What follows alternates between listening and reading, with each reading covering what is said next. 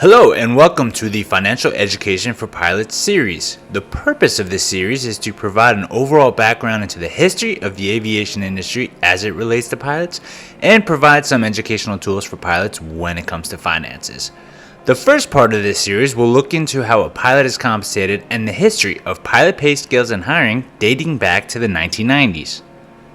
Airline pilots work under the Railway Labor Act of 1926, which aims at minimizing the disruption of transportation services in the United States. This act allows for pilots to have contracts that expire. Within the contracts are set forth of numerous things, one of the more important ones being pay. It is worth noting that although the contract expires, this does not give pilots the ability to strike or completely stop working. Rather, pilots continue to work under their old contract until a new one is negotiated by the pilot group and the company. Let's take a moment to see how U.S. pilots are paid versus pilots in other areas of the world. U.S. pilots are paid by the hour, or a certain pay rate, whereas pilots overseas might be paid by the hour or are salaried. Every airline has some form of pilot representation. Big unions like ALPA and Teamsters represent many of the U.S. pilots. Some airlines like Southwest have their own in-house representation. Overseas, some airlines have pilot representation and some airlines do not, most of it predicated on the culture. For example, in Europe, where unions are big, a majority of airlines have union representation. On the flip side, in countries such as the United Arab Emirates, unions are few and far between in general, and Emirates pilots do not have union representation. Pay scales will vary on many things. All U.S. airlines have pay tables that delineate how a pilot gets paid depending on the aircraft he or she flies, how long the pilot has been with the company, otherwise known as longevity, and whether he or she is a captain or first officer. Pilots in the U.S. are paid by the hour. This does not mean the minute a pilot steps into the terminal, he or she is getting paid. Although each company sets forth the definition of pay time, the common definition states that pay starts when the passenger and cargo doors are closed and the parking brake is off, and pay stops when the airplane arrives at the destination and the passenger door opens. Looking at the pay rates, it can be inferred what a pilot can make in a year. Multiply the pay rate by 1,000 and it will give you a ballpark figure as to what one can expect for a yearly salary. This is a quick trick, and it is common that at the end of the year, a pilot will have made more than that. That is because of how many flight hours a pilot is expected to fly every month.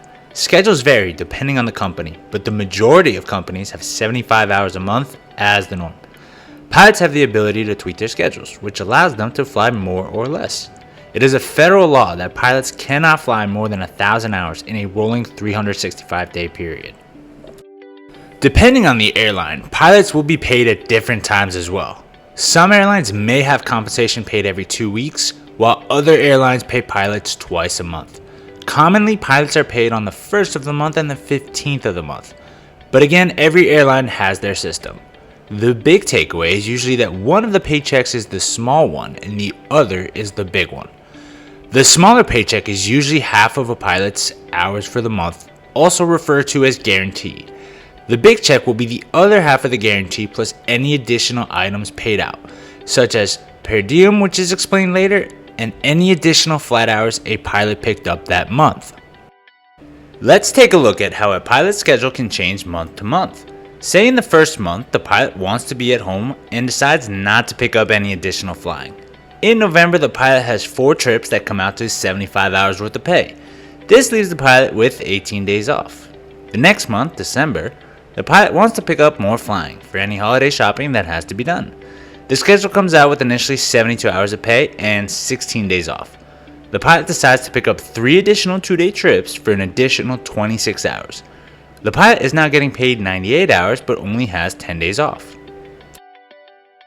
In addition to pay rates, different contracts or airlines have different overrides to help beef up those numbers.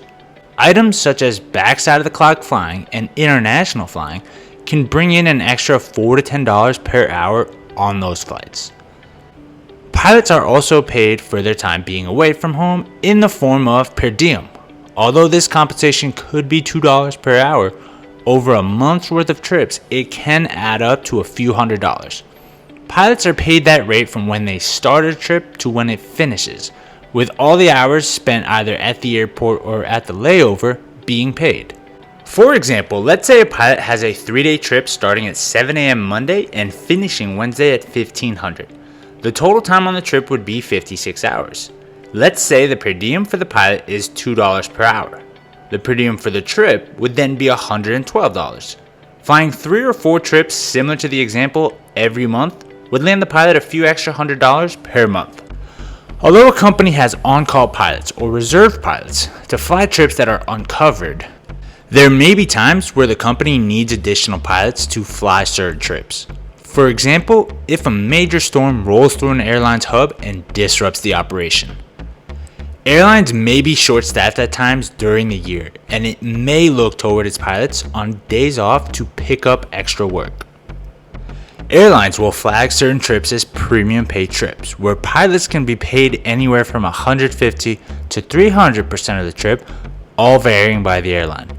Other companies may pay pilots overtime for flying over a certain threshold of hours, usually 85.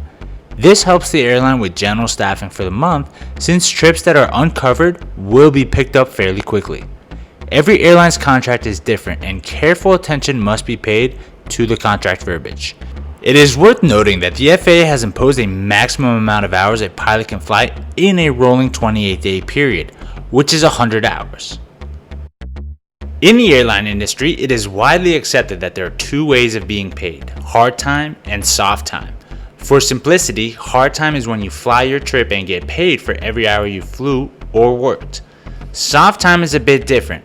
Every airline has a contract, and in it different sections that pertain to a pilot's job, such as scheduling rules or getting paid. There may be additional sections created that lay out certain pay protections or areas where a pilot may get paid. Some airlines have a minimum guarantee each day. Say, for example, the minimum guarantee is 5 hours per day. If a trip is created that has 1 flight to the layover, no flights on day 2, and 1 flight back on day 3, even though you flew 2 total flights of, say, 2 hours, the trip is still worth 15 hours because of the guarantee. Every airline has various sections that lay out minimum guarantee. Other examples include deadhead pay, where you travel as a passenger to be in position for your next flight, reroute pay, which is a change to your original trip, and layover pay, which is if you spend a whole day on your layover not working any flights. You still get paid a minimum amount for that day. Another important aspect of pilot pay is taxes. This career essentially allows you to live wherever you please, so long as you take time during your days off to commute to and from work. This also allows pilots to take advantage of different tax rates from different states. Before we dive in, I am not a tax accountant and laws may change. Many airlines have hubs in populated cities like New York City or Los Angeles because of the connections it can offer to the outside world. Those states generally have some of the highest tax rates. It is not uncommon for a pilot to be based in, say, New York and live in Florida.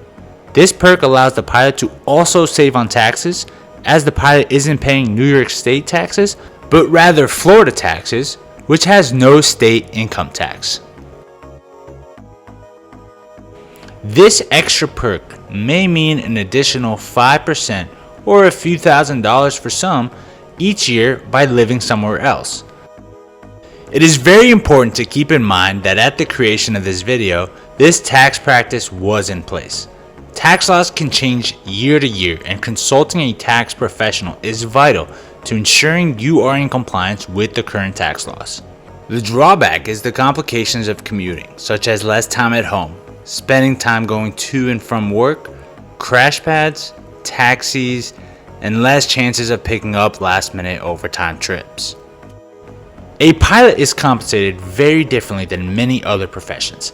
It is up to the individual to know the contractual verbiage for the airline he or she works for in order to understand the complexities of the contract.